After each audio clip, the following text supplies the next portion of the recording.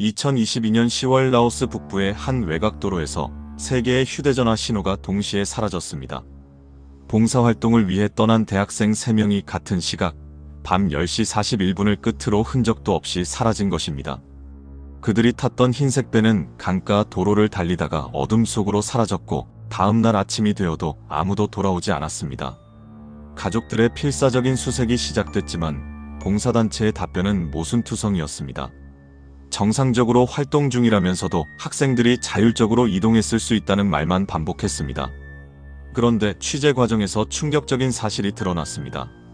그들이 참여한 국제나눔연합이라는 단체는 한국에 정식 등록된 적이 없었고 봉사 일정표는 텅 비어 있었습니다. 더욱 놀라운 건 실종 직전 한 학생이 남긴 미전송 메시지였습니다. 엄마, 여권을 맡기라는데. 문장은 거기서 끊겼습니다. 그리고 2년 후 현지 야적장 보관함에서 발견된 증거들이 이 사건의 진실을 드러냈습니다. 봉사가 아니라 모집이었고 도움이 아니라 착취였습니다. 오늘 이야기를 탐정 미스터리에서 들려드립니다. 시작하기 전에 구독과 좋아요 부탁드립니다. 이런 미스터리 사건을 기록하고 전하는데 큰 힘이 됩니다. 2022년 10월 15일 인천국제공항 제2터미널 출국장 G게이트 앞에 모인 3명의 대학생이 있었습니다. 이서연 21살 경영학과, 최가윤 22살 사회복지학과, 강민재 23살 건축공학과 졸업생. 모두 같은 대학교 국제봉사 동아리 선후배 사이였습니다. 배낭에는 국제나눔연합 라오스 프로젝트라는 스티커가 붙어 있었고 손에는 비엔티안 경유 루앙프라방행 항공권이 들려 있었습니다. 서연의 어머니가 딸의 어깨를 토닥이며 새벽부터 준비한 김밥을 건넸습니다. 조심해서 다녀와. 매일 연락하고. 서연이 어머니를 안으며 답했습니다. 엄마, 걱정 마. 일주일이면 돌아와. 그때까지만 해도 이것이 마지막 포옹이 될 줄은 아무도 몰랐습니다. 스펙을 쌓기 위한 해외 봉사. 항공권과 숙소, 활동 증명서까지 패키지로 제공한다는 공고는 학교 커뮤니티에 빠르게 퍼졌고 경쟁률도 높았습니다. 선발된 그들은 운이 좋다고 생각했습니다. 루앙프라방 공항에 도착한 것은 오후 6시경.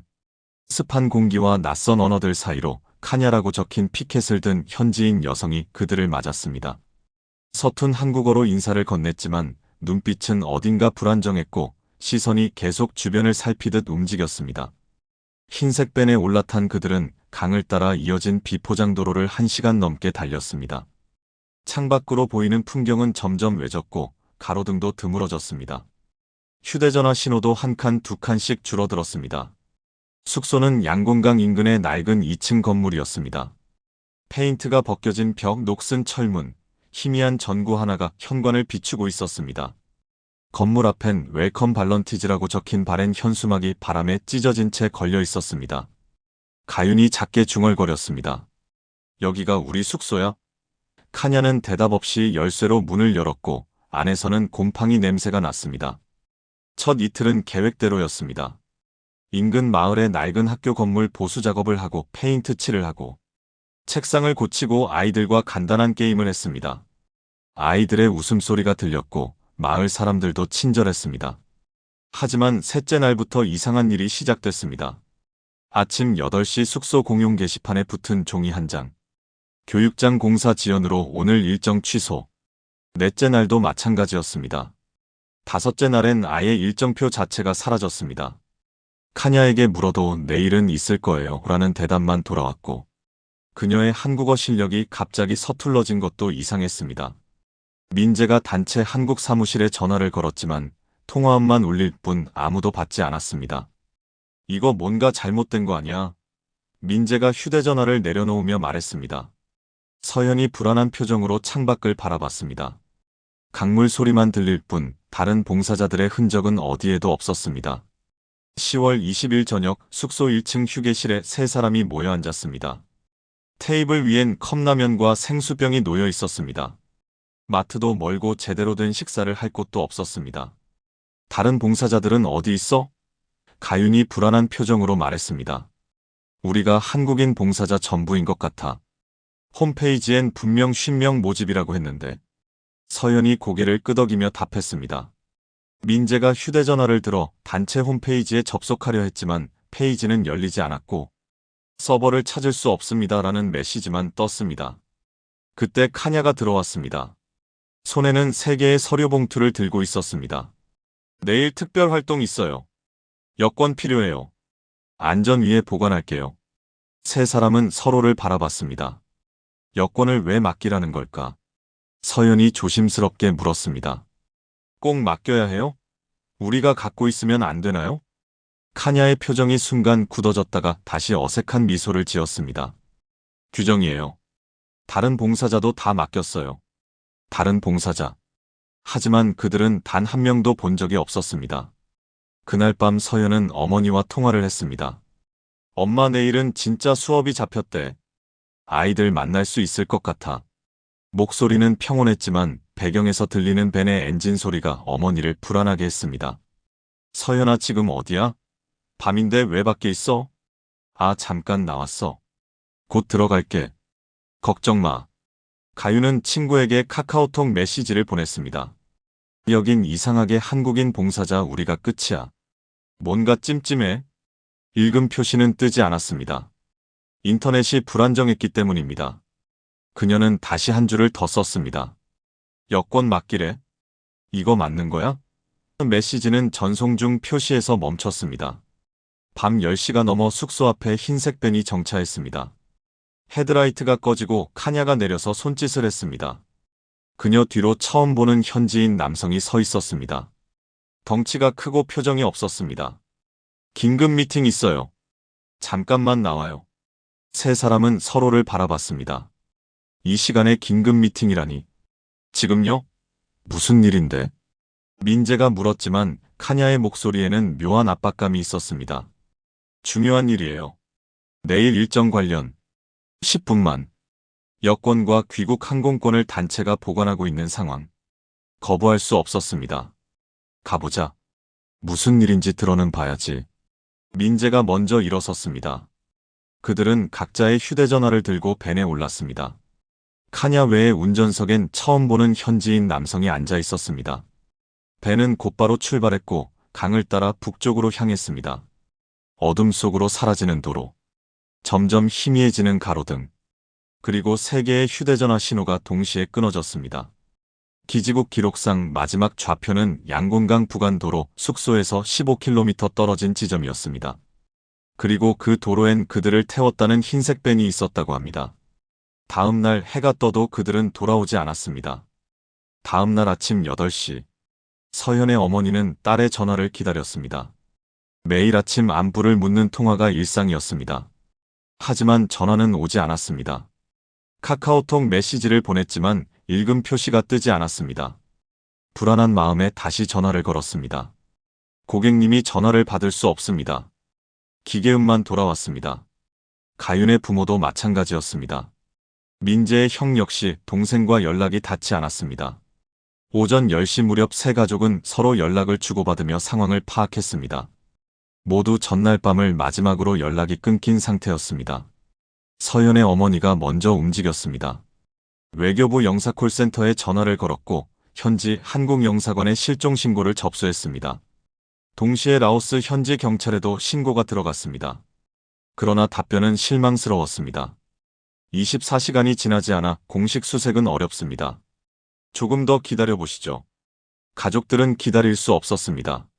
민재의 형이 급히 항공권을 구해 라오스로 출발했습니다. 서연의 아버지도 뒤따랐습니다. 그들이 도착한 건 실종 이틀째 오후였습니다. 숙소를 찾아갔지만 문은 잠겨 있었고 아무도 없었습니다. 주변 상인들에게 물어봤습니다. 어제부터 아무도 못 봤어요. 카냐도 안 보이고. 한 상인이 중요한 정보를 전했습니다.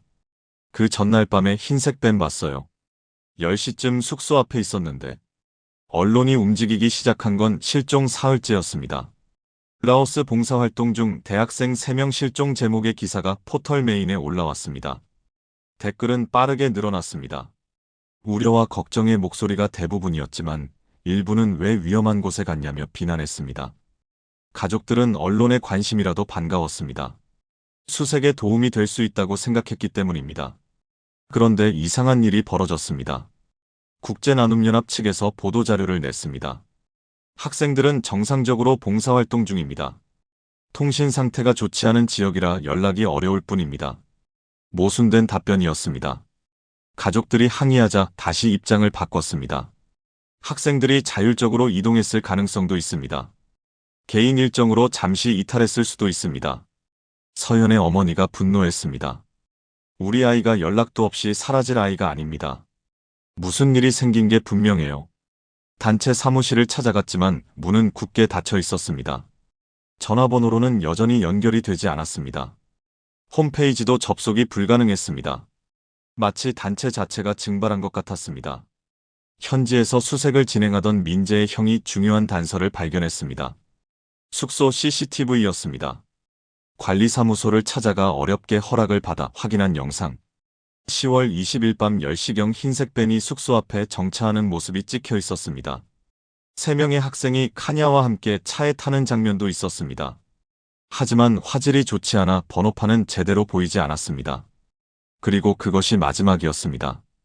밴은 북쪽으로 향했고 다시 돌아오지 않았습니다. 현지 한인 커뮤니티에서 제보가 들어왔습니다. 그 단체 작년에도 왔었어요. 그때도 일정이 엉망이었다고 들었습니다. 한 교민이 더 충격적인 이야기를 전했습니다. 카냐라는 여자 알아요. 한국말 잘해요. 서툰 척하는 거예요. 왜 그런 연기를 했을까? 의문은 점점 커져갔습니다. 가족들이 직접 수색에 나섰습니다. 숙소에서 북쪽으로 이어지는 도로를 따라갔습니다. 15km 지점까지 갔지만 아무 흔적도 찾을 수 없었습니다. 강가를 수색했고 인근 마을을 돌아다녔습니다. 사진을 보여주며 물었지만 아무도 본 사람이 없었습니다. 마치 땅이 꺼진 듯 사라진 것 같았습니다. 그때 가윤의 아버지가 중요한 사실을 발견했습니다. 딸의 카카오톡 마지막 접속 시간과 위치였습니다. 10월 20일 밤 10시 41분 양곤강 부간도로. GPS 좌표까지 확인할 수 있었습니다. 그곳으로 향했습니다. 하지만 그곳엔 아무것도 없었습니다. 그저 어둡고 한적한 도로만 있을 뿐이었습니다. 라오스 경찰이 본격적인 수사에 나선 건 실종 닷새째였습니다. 너무 늦었습니다. 이미 많은 시간이 흘렀고 증거는 사라지고 있었습니다. 그래도 경찰은 차량 추적을 시작했습니다. 흰색 밴의 행방을 찾기 시작했습니다. 그리고 충격적인 사실이 드러났습니다. 단체 대표의 이름이 처음으로 수면 위로 떠올랐습니다. 박도윤이라는 한국인이었습니다. 하지만 그는 한국에 있지 않았습니다. 라오스 어딘가에 있다는 정보만 있을 뿐이었습니다. 그의 행방을 찾는 것이 사건 해결의 열쇠가 될 것 같았습니다. 가족들은 절망적이었지만 포기하지 않았습니다. 매일 수색을 계속했고 전단지를 만들어 배포했습니다. 현지 언론에도 도움을 요청했습니다. 한국 정부에도 압력을 넣었습니다. 그들에게는 시간이 없었습니다. 하루하루가 지옥 같았습니다. 그런데 한 가지 이상한 점이 더 있었습니다. 새 학생의 여권이었습니다. 출국 기록은 있는데 입국 기록이 애매했습니다. 정식 입국 도장이 찍혀 있지 않았던 것입니다. 마치 불법 입국자처럼 처리되어 있었습니다. 이것이 무엇을 의미하는지 아무도 알 수 없었습니다. 그저 불안감만 커져갔습니다. 그리고 그 불안감은 곧 현실이 되었습니다. 국제나눔연합. 이 단체의 실체를 파헤치기 시작하자 충격적인 사실들이 하나둘 드러났습니다. 취재진이 확인한 첫 번째 사실. 이 단체는 한국 어디에도 정식으로 등록된 적이 없었습니다. 비영리 단체도 아니었고 사단법인도 아니었습니다. 그저 인터넷의 홈페이지만 만들어 놓고 활동하는 유령단체였던 것입니다. 더 놀라운 건 홈페이지 내용이었습니다. 화려한 활동 사진들이 가득했지만 대부분이 인터넷에서 구매할 수 있는 스톡 이미지였습니다. 아프리카 봉사활동 사진은 유명 이미지 사이트에서 판매하는 것이었고 동남아 교육봉사 사진 역시 마찬가지였습니다. 실제 활동 사진은 단 한 장도 없었습니다. 활동 보고서도 조작이었습니다. 2022년 7월 베트남 봉사활동 보고서에는 폭우로 일정 변경이라고 적혀 있었지만 현지 기상청 자료를 확인하니 그 기간은 쾌청했습니다. 라오스 정부와 맺었다는 MOU도 가짜였습니다. 라오스 교육부에 확인한 결과 그런 협약을 맺은 적이 없다는 답변이 돌아왔습니다. 심지어 현지 파트너 기관으로 명시된 단체들도 들어본 적 없다고 했습니다. 완벽한 사기였습니다. 그렇다면 왜 이런 가짜 봉사단체를 만들었을까? 답은 곧 나왔습니다. 현지 취재 과정에서 충격적인 정보가 입수됐습니다. 양곤강 북쪽 산업지대에 비등록 목재 가공소들이 있다는 것이었습니다. 그곳에서는 외국인 단기 노동자들을 불법으로 고용한다는 소문이 있었습니다. 주로 동남아 빈곤국가 출신들이었지만 간혹 한국인도 있었다고 합니다. 자발적으로 온 사람도 있었지만 강제로 끌려온 사람도 있다는 증언이 나왔습니다. 카냐의 정체도 밝혀졌습니다. 본명은 수완나였고 한국에서 3년간 불법 체류하다 추방된 전력이 있었습니다. 한국말을 유창하게 할 수 있었던 이유였습니다. 그녀는 박도윤과 오래전부터 일했다는 정보도 입수됐습니다. 주로 한국 젊은이들을 모집하는 역할을 했다고 합니다. 봉사활동이라는 명목으로 끌어들인 뒤 여권을 빼앗고 노동력을 착취하는 구조였습니다. 새 학생들의 여권 행방이 중요했습니다. 단체 측은 안전을 위해 본부 금고에 보관 중이라고 했지만 본부가 어디인지 금고가 어디 있는지는 말하지 않았습니다. 담당자도 계속 바뀌었습니다. 처음엔 카냐가 갖고 있다고 했다가 나중엔 박도윤이 보관한다고 했습니다. 그리고 마지막엔 학생들이 직접 갖고 있을 것이라는 황당한 답변을 했습니다. 공항 출입국 기록을 다시 확인했습니다. 입국 기록은 있었지만 정상적이지 않았습니다. 관광비자로 입국했지만 봉사활동은 원칙적으로 불법이었습니다. 이것을 악용한 것이었습니다. 불법 신분이 되면 신고도 어렵고 도움을 요청하기도 힘들다는 점을 노린 것입니다. 출국 기록은 당연히 없었습니다. 그들은 아직 라오스 어딘가에 있었습니다. 살아있기를 바랄 뿐이었습니다. 취재진은 북쪽 산업지대로 향했습니다. 목재 가공소들이 모여있는 곳이었습니다. 대부분 중국 자본이 운영하는 곳이었지만 일부는 소유주가 불분명했습니다. 그중 한 곳에서 수상한 정황이 포착됐습니다. 밤에만 작업을 한다는 것이었습니다. 낮에는 텅 비어있지만 밤이 되면 트럭들이 드나들고 사람들이 움직였습니다. 드론을 띄워 촬영했습니다. 넓은 야적장에 목재들이 쌓여 있었고 창고 같은 건물들이 있었습니다. 그리고 한쪽 구석에 컨테이너 박스들이 놓여 있었습니다. 사람이 거주하는 것 같았습니다. 누가 저기 살고 있을까? 혹시 그들일까? 하지만 확인할 방법이 없었습니다. 경찰의 도움이 필요했습니다. 라오스 경찰이 영장을 받아 야적장을 수색한 건 실종 열흘째였습니다. 하지만 이미 비어 있었습니다. 누군가 미리 정보를 입수하고 도망친 것 같았습니다. 그래도 흔적은 남아 있었습니다. 사무실 책상 서랍에서 서류 뭉치가 발견됐습니다. 그 중엔 한글로 된 문서도 있었습니다. 근로계약서라고 적혀 있었지만 내용은 노예계약에 가까웠습니다. 더 중요한 건 차량 GPS 기록이었습니다. 흰색 밴의 이동 경로가 고스란히 남아 있었습니다. 10월 20일 밤 10시 52분 야적장 인근 임도에서 정차한 기록이 있었습니다. 그곳은 지도에도 없는 곳이었습니다. 폐쇄된 창고가 있다는 정보만 있을 뿐이었습니다. 취재진과 경찰이 함께 그곳으로 향했습니다. 창고는 버려진 지 오래된 것 같았습니다. 하지만 최근 사람이 드나든 흔적이 있었습니다. 바닥에는 타이어 자국이 선명했고 담배꽁초들이 버려져 있었습니다. 그리고 창고 한쪽 구석에서 충격적인 것을 발견했습니다. 핏자국이었습니다. 오래되지 않은 것 같았습니다. 경찰이 샘플을 채취했습니다. DNA 검사를 하기로 했습니다. 그때 현지 주민이 중요한 증언을 했습니다. 그날 밤 비명 소리를 들었어요. 여자 목소리 같았는데 금방 조용해졌어요. 왜 신고하지 않았냐고 묻자 여긴 원래 그런 곳이에요. 참견하면 위험해요라고 답했습니다. 그 말이 무엇을 의미하는지 알 수 있었습니다. 이곳은 법의 사각지대였습니다. 박도윤의 행적도 조금씩 드러났습니다. 그는 과거 한국에서 여행사를 운영했다가 사기 혐의로 고소당한 전력이 있었습니다. 패키지 여행 상품을 팔고 잠적한 사건이었습니다. 그 후 동남아로 도피해 비슷한 사기를 반복했다는 정보가 있었습니다. 봉사활동은 그의 새로운 사기 수법이었습니다. 순수한 젊은이들의 마음을 이용한 것이었습니다. 그리고 이번엔 단순한 사기를 넘어 더 큰 범죄를 저지른 것 같았습니다. 10시 41분. 세 개의 휴대전화가 동시에 신호를 잃은 그 시각. 통신사의 협조로 확보한 기지국 접속 기록은 소름 끼치도록 정확했습니다. 이서연, 최가윤, 강민재.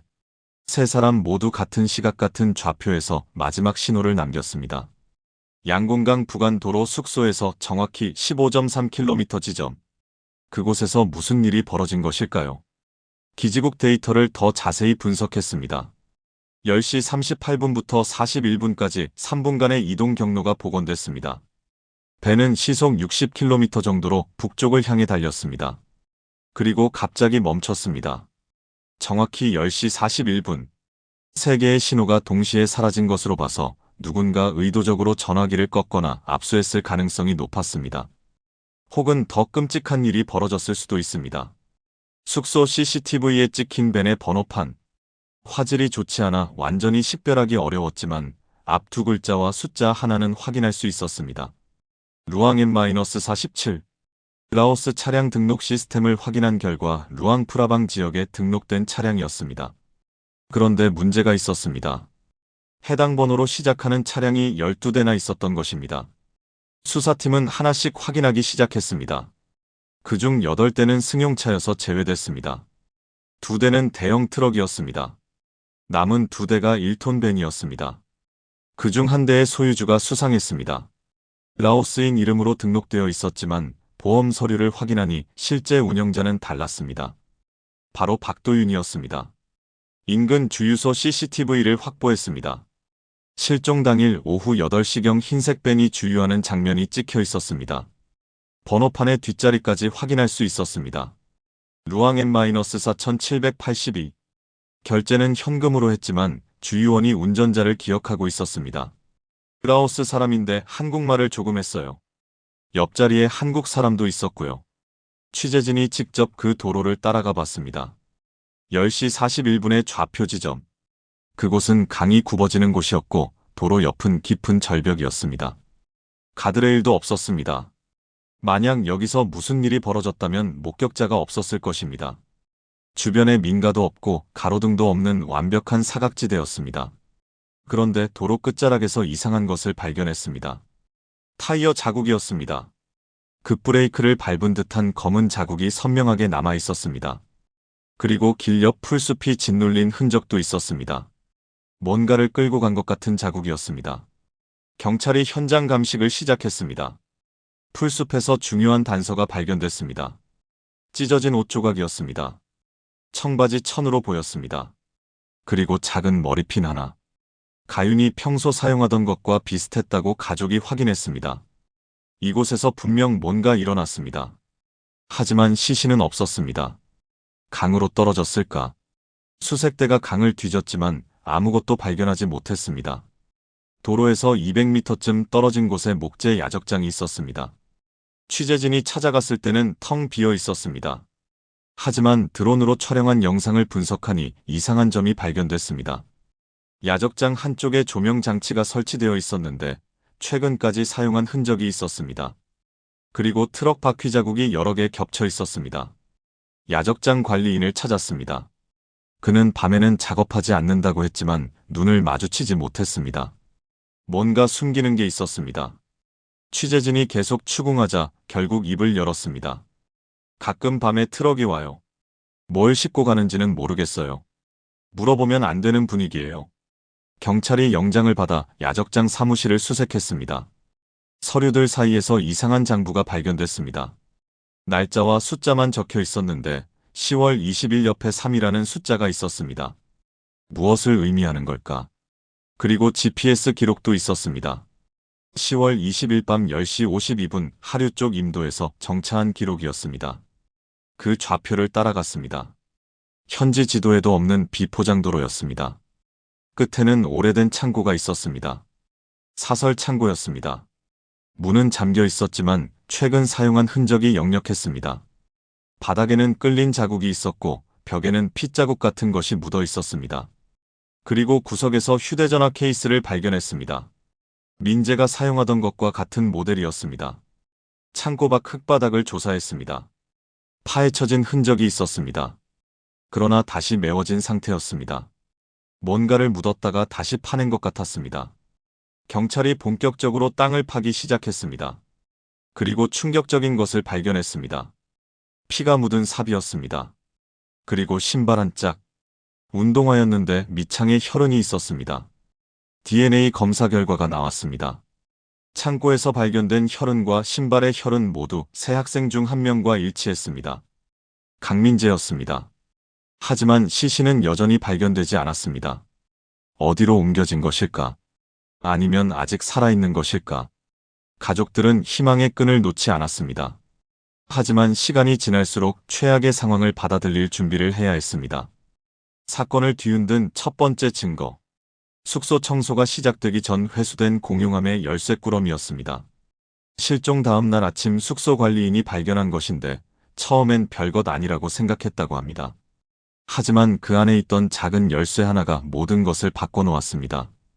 열쇠에는 펜으로 G-47이라고 적혀 있었습니다. 무엇을 의미하는 걸까요?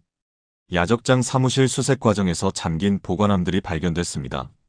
대부분 자물쇠로 잠겨 있었지만 한 개는 특이한 열쇠 구멍이 있었습니다. 시험 삼아 G-47 열쇠를 넣어봤습니다. 딸깍 열렸습니다. 안에는 충격적인 것들이 들어있었습니다. 한국어로 된 서약서 원본들이었습니다. 그리고 새 학생의 여권 사본이 있었습니다. 가장 충격적인 건 작은 비닐봉지였습니다. 그 안에는 머리카락과 손톱이 들어있었습니다. DNA 샘플을 미리 확보해둔 것 같았습니다. 두 번째 증거는 휴대전화 메시지였습니다. 가윤의 폴더폰이 수색 과정에서 발견됐는데 배터리는 없었지만 메모리는 살아있었습니다. 포렌식 분석 결과 미전송 메시지가 복구됐습니다. 10월 20일 밤 10시 39분에 작성된 것이었습니다. 엄마, 여권을 맡기라는데. 문장은 거기서 끊겼습니다. 그리고 2분 후 전화 신호가 사라졌습니다. 무슨 일이 벌어진 건지 짐작할 수 있었습니다. 메시지 초안 폴더에는 더 많은 내용이 있었습니다. 여기 뭔가 이상해? 도망가고 싶어. 카냐가 무서워. 내일 어디로 데려간다는데? 모두 보내지 못한 메시지들이었습니다. 인터넷이 불안정해서인지 아니면 보낼 용기가 없어서인지 알 수 없었습니다. 하지만 분명한 건 그들이 위험을 감지하고 있었다는 것입니다. 벤의 행적을 추적하는 것도 중요했습니다. 주유소 CCTV에서 확인된 루앙-4782 차량 등록 정보를 확인하니 소유주는 라오스인 수파낫이었습니다. 하지만 보험 서류의 실제 운영자란에는 박도윤의 서명이 있었습니다. 그리고 연락처는 한국 번호였습니다. 이미 정지된 번호였지만 과거 사용 기록을 추적할 수 있었습니다. 통화 기록을 분석한 결과 박도윤은 한국의 여러 대학 커뮤니티와 접촉했던 것으로 나타났습니다. 주로 봉사활동 모집 공고를 올리고 관심 있는 학생들과 통화했습니다. 그 중에는 이번 피해자들도 포함되어 있었습니다. 9월 초 첫 통화 후 여러 차례 연락을 주고받았습니다. 마지막 통화는 출국 전날이었습니다. 공항에서 만나자는 내용이었습니다. 벤의 내부를 조사할 필요가 있었습니다. 경찰이 수배령을 내렸고 일주일 후 태국 국경 근처에서 발견됐습니다. 버려진 상태였습니다. 하지만 증거는 남아 있었습니다. 뒷좌석 벨트에서 혈흔이 발견됐고 바닥 매트에는 진흙이 묻어 있었습니다. 야적장 근처 흙과 성분이 일치했습니다. 그리고 좌석 틈새에서 머리카락이 발견됐습니다. 검은색 긴 머리였습니다. 서연의 것으로 추정됐습니다. 블랙박스 메모리 카드도 있었습니다. 누군가 지우려고 했지만 완전히 삭제되지 않았습니다. 복구 작업을 진행했습니다. 10월 20일 밤에 영상 일부가 복원됐습니다. 음성은 거의 들리지 않았지만 영상은 확인할 수 있었습니다. 3명의 학생이 차에 타는 모습, 그리고 북쪽으로 향하는 도로. 10시 40분경 갑자기 화면이 흔들렸습니다. 급정거한 것 같았습니다. 그리고 누군가 뒷문을 열고 내리는 모습이 보였습니다. 하지만 그 후는 검은 화면뿐이었습니다. 야적장 보관함에서 나온 서류를 더 자세히 조사했습니다. 서약서에는 봉사활동 중 발생하는 모든 사고에 대해 단체는 책임지지 않는다는 내용이 있었습니다. 그리고 필요시 숙소 이동에 동의한다는 조항도 있었습니다. 학생들의 서명이 있었지만 날짜가 조작된 것 같았습니다. 입국 전에 서명했다고 되어 있었지만 펜의 잉크를 분석한 결과 최근 것이었습니다. 더 충격적인 문서도 있었습니다. 노무 제공 계약서라는 제목의 문서였습니다. 중국어와 라오스어로 작성되어 있었고 맨 아래 한글로 번역된 내용이 있었습니다. 계약자는 3개월간 지정된 작업장에서 근무하며 임금은 숙식 제공으로 대체한다. 노예 계약이나 다름없었습니다. 하지만 학생들의 서명은 없었습니다. 아직 서명을 받지 못한 것인지 아니면 거부한 것인지 알 수 없었습니다. 차량 내부에서 또 다른 증거가 나왔습니다. 조수석 글로브 박스에 작은 수첩이 있었습니다. 박도윤의 것으로 추정됐습니다. 거기엔 이름과 금액이 적혀 있었습니다. 서연 150, 가윤 150, 민재 200. 단위는 적혀 있지 않았지만 달러로 추정됐습니다. 사람을 돈으로 환산한 것일까요? 끔찍한 상상이 들었습니다. 수첩의 다른 페이지에는 전화번호들이 있었습니다. 대부분 라오스와 중국 번호였지만 한국 번호도 몇 개 있었습니다. 그중 하나는 여전히 연결됐습니다. 전화를 걸자 한국말로 대답했습니다. 누구세요? 묻자 바로 끊어졌습니다. 하지만 목소리는 녹음됐습니다. 박도윤과 비교 분석할 예정이었습니다. 그는 아직 잡히지 않았지만 포위망은 좁혀지고 있었습니다. 2023년 1월 사건 발생 석 달 만에 라오스 경찰과 한국 수사당국의 공조가 본격화됐습니다. 인터폴 적색 수배령이 발부됐고 동남아 전역에 박도윤의 수배 전단이 뿌려졌습니다. 그리고 마침내 첫 번째 용의자가 체포됐습니다. 벤 운전사 수파낫이었습니다. 캄보디아 국경에서 위조 여권으로 출국하려다 붙잡혔습니다. 수파낫의 첫 진술은 단순했습니다. 나는 운전만 했다. 아무것도 모른다. 하지만 증거를 들이대자 조금씩 입을 열기 시작했습니다. 박도윤이 시킨 대로 했을 뿐이다. 학생들을 어디론가 데려가라고 했다. 어디로 데려갔냐고 묻자 야적장 근처 창고였다고 답했습니다. 그리고 충격적인 진술이 나왔습니다. 거기서 무슨 일이 있었는지는 모른다. 나는 밖에서 기다렸다. 하지만 수파낫의 휴대전화가 결정적 증거가 됐습니다. 포렌식 분석 결과 10월 20일 밤 박도윤과 주고받은 메시지가 복원됐습니다. 10시 20분 준비됐나? 10시 30분 지금 출발한다. 10시 45분 도착했다. 10시 50분 오늘 끝내.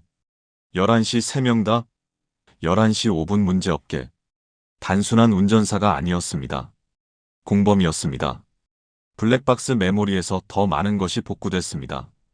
음성 파일 조각들이었습니다. 10월 20일 밤 10시 54분부터 11시 11분 사이 녹음된 것이었습니다. 대부분 라오스어였지만 중간중간 한국어가 들렸습니다. 안 돼요. 제발. 여성의 목소리였습니다. 그리고 남성의 고함 소리. 조용히 해. 박도윤의 목소리로 추정됐습니다. 그리고 둔탁한 소리가 들렸습니다. 무언가를 때리는 소리 같았습니다. 더 끔찍한 건 라오스어 부분이었습니다. 통역 결과 충격적인 내용이 드러났습니다. 문서 챙겨. 여기서 내리게 해. 저항하면 어떻게 하죠?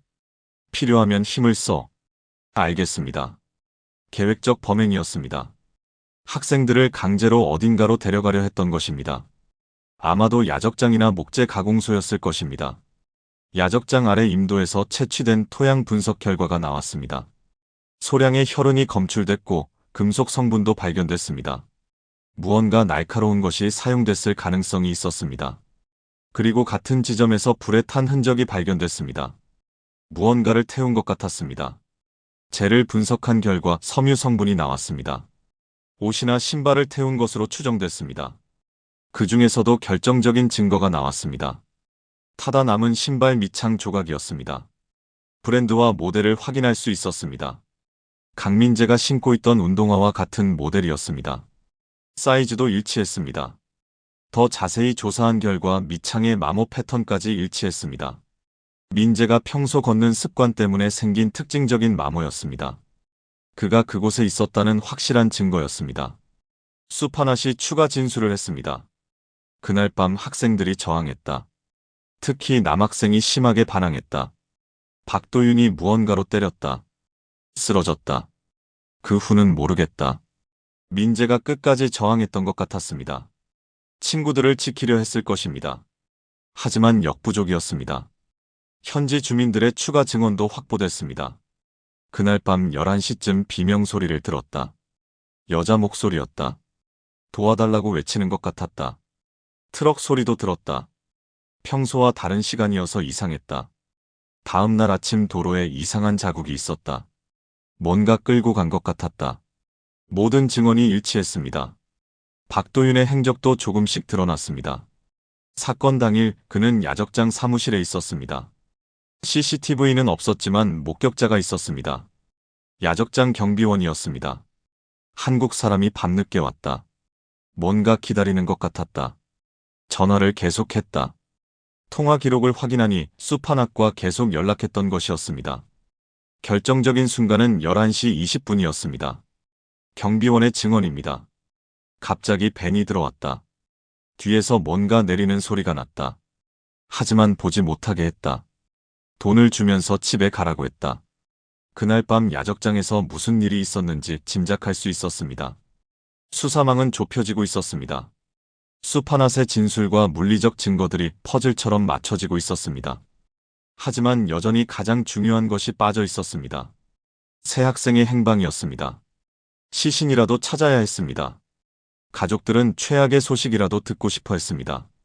이 끔찍한 기다림을 끝내고 싶어 했습니다. 그리고 2023년 3월 드디어 박도윤이 잡혔습니다. 태국 방콕의 한 아파트에 숨어있던 그를 현지 경찰이 체포했습니다. 한국으로 송환되기까지는 시간이 걸렸지만 수사는 급물살을 탔습니다. 그의 입에서 나올 진실을 모두가 기다렸습니다. 특히 새 가족은 간절했습니다. 아이들이 어디 있는지, 무슨 일을 당했는지 알고 싶었습니다. 그 진실이 아무리 잔혹하더라도 말입니다. 박도윤 36살. 한국으로 송환된 그의 과거를 파헤치자 충격적인 행적이 드러났습니다. 2018년 국내에서 글로벌 투어라는 여행사를 운영했습니다. 저렴한 패키지 상품으로 인기를 끌었지만 갑자기 문을 닫았습니다. 300여 명의 피해자가 발생했고 피해 금액은 10억 원이 넘었습니다.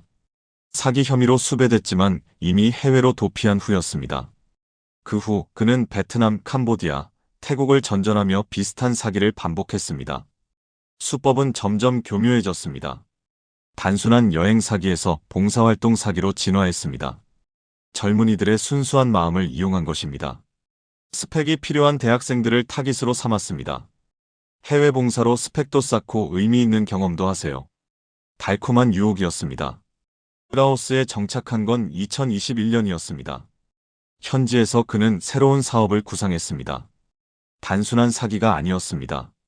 목재 가공소 운영자들과 연결돼 더 큰 범죄에 손을 댔습니다. 불법 노동력 공급이었습니다. 봉사활동으로 데려온 젊은이들을 강제 노동에 투입하려 했던 것입니다. 건당 500달러에서 1000달러를 받았다는 정보가 있었습니다. 첫 신문에서 박도윤은 전면 부인했습니다. 나는 봉사단체를 운영했을 뿐이다. 학생들이 실종된 건 나와 무관하다. 하지만 증거를 하나씩 제시하자 태도가 바뀌었습니다. 블랙박스 음성을 들려주자 얼굴이 창백해졌습니다. 자신의 목소리가 선명하게 들렸기 때문입니다. 조용히 해. 그 순간의 상황을 부인할 수 없었습니다. 수판학과의 메시지도 결정적이었습니다. 오늘 끝내. 이게 무슨 의미냐고 묻자 박도윤은 말을 더듬었습니다. 그건 봉사 일정을 끝낸다는 의미였다. 하지만 아무도 믿지 않았습니다. 검사가 압박했습니다. 3명 다? 이건 무슨 뜻입니까? 박도윤은 답하지 못했습니다. 침묵이 그의 죄를 증명했습니다. 야적장 보관함에서 나온 서류들이 제시됐습니다. 학생들의 여권 사본과 함께 발견된 머리카락과 손톱, DNA 검사 결과 세 학생 모두와 일치했습니다. 왜 DNA 샘플을 보관했냐고 묻자 박도윤이 처음으로 입을 열었습니다.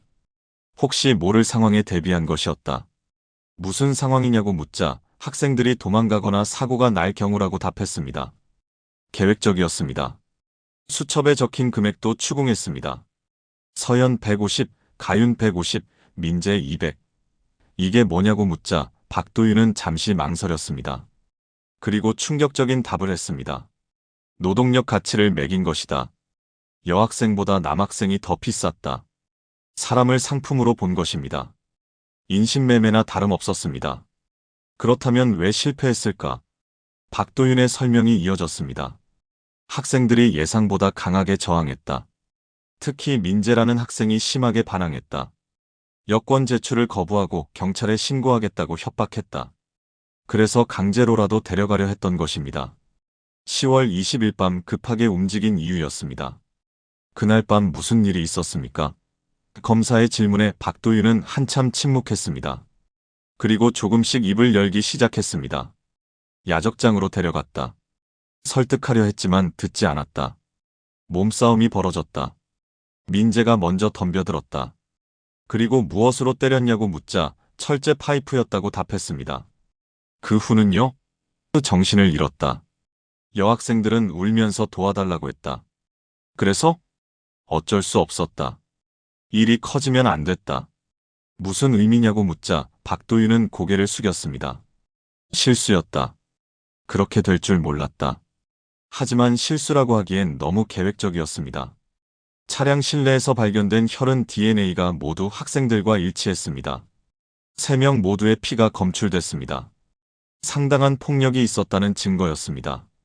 박도윤은 약간의 몸싸움이 있었을 뿐이라고 했지만 혈흔의 양이 그의 말을 부정했습니다. 특히 민재의 혈흔이 가장 많았습니다.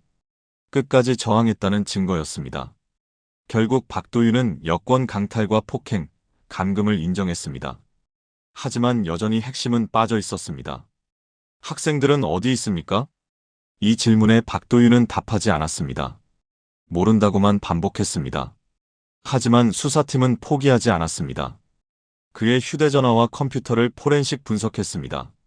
그리고 결정적인 것을 발견했습니다. 10월 21일 새벽 2시경 찍은 사진이었습니다. 위치 정보가 남아 있었는데 야적장에서 5km 떨어진 강가였습니다. 사진엔 아무것도 없었지만 메타데이터를 분석한 결과 같은 시각 여러 장을 찍었다가 대부분 삭제한 것으로 나타났습니다. 왜 그곳에서 사진을 찍었을까? 수사팀은 그곳으로 향했습니다. 2025년 1월 서울중앙지방법원 박도윤과 수파낫에 대한 선고 공판이 열렸습니다. 법정은 유가족과 방청객으로 가득 찼습니다. 서연의 어머니는 검은 상복을 입고 앞자리에 앉았습니다. 가윤의 부모는 서로의 손을 꼭 잡고 있었습니다. 민재의 형은 굳은 표정으로 정면을 응시했습니다. 2년 넘는 기다림의 끝이었습니다. 검사는 구형에서 박도윤에게 무기징역을 구형했습니다. 피고인은 순수한 젊은이들의 봉사 정신을 악용해 인신매매를 시도했고 이 과정에서 극단적 폭력을 행사했습니다.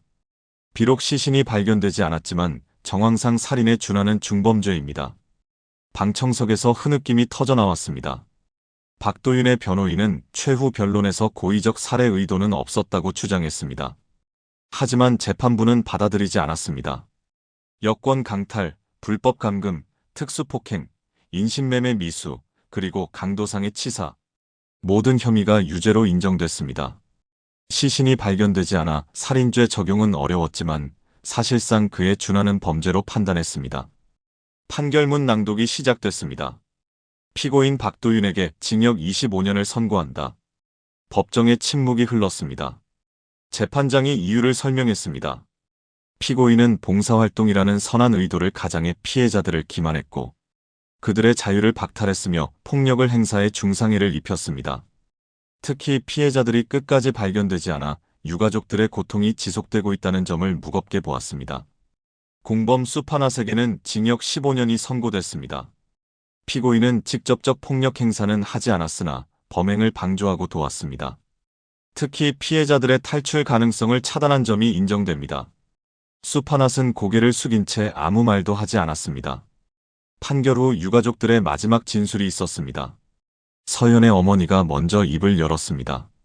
딸이 마지막으로 보고 싶어 했던 교실, 아이들을 가르치고 싶어 했던 그 꿈을 생각하면 가슴이 찢어집니다. 비록 딸을 찾지 못했지만 진실이라도 밝혀져서 조금은 위안이 됩니다. 눈물이 흘러내렸습니다. 가윤의 아버지도 발언했습니다. 딸은 늘 남을 돕고 싶어 했습니다. 그 착한 마음이 이렇게 악용될 줄은 꿈에도 몰랐습니다. 앞으로 이런 일이 다시는 일어나지 않기를 바랍니다. 민재의 형은 짧게 말했습니다. 동생은 끝까지 친구들을 지키려 했습니다. 그것만은 기억해 주세요. 법정 밖에서 기자들이 기다리고 있었습니다. 유가족들은 준비한 성명서를 읽었습니다. 우리는 아직도 아이들을 찾지 못했습니다. 하지만 포기하지 않을 것입니다. 언젠가는 꼭 데려올 것입니다. 그리고 이번 사건을 계기로 해외 봉사 프로그램에 대한 철저한 검증이 이루어지길 바랍니다. 사건 이후 많은 것이 바뀌었습니다. 외교부는 해외 봉사단체 인증제를 도입했습니다. 정식 등록되지 않은 단체의 모집 공고는 차단됐습니다. 대학들도 자체 검증 시스템을 만들었습니다. 현지 공관과 직접 연결되는 핫라인도 개설됐습니다.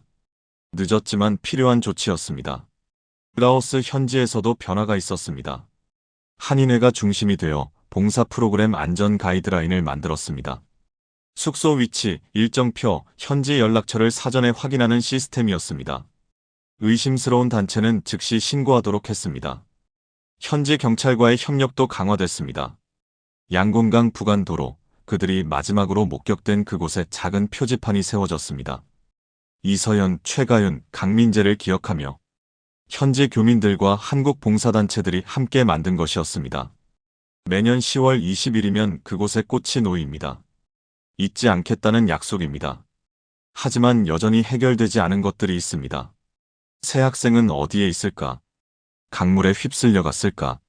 아니면 깊은 산 어딘가에 묻혀 있을까? 박도윤은 끝까지 입을 열지 않았습니다. 기억나지 않는다고만 반복했습니다. 거짓말인지 진실인지 알 수 없었습니다. 가족들은 여전히 기다립니다. 혹시 살아있지 않을까 하는 희망을 버리지 못합니다. 때로는 꿈에서 아이들을 만난다고 합니다. 웃으면서 엄마 나 여기 있어라고 말한다고 합니다. 꿈에서 깨면 현실이 더 잔인하게 느껴집니다. 하지만 그들은 오늘도 기다립니다. 사건은 법적으로 일단락됐습니다. 하지만 상처는 아물지 않았습니다. 봉사라는 이름으로 포장된 범죄, 순수한 마음을 이용한 악행. 이것이 우리 사회에 던지는 메시지는 무겁습니다. 선의가 악용되지 않는 세상, 젊은이들의 꿈이 짓밟히지 않는 세상. 그것이 새 학생이 남긴 숙제입니다. 표지판 뒤로 강바람이 불었습니다. 2022년 10월 20일 밤 10시 41분의 바람처럼 우리는 이 사건에서 세 가지 중요한 교훈을 얻었습니다.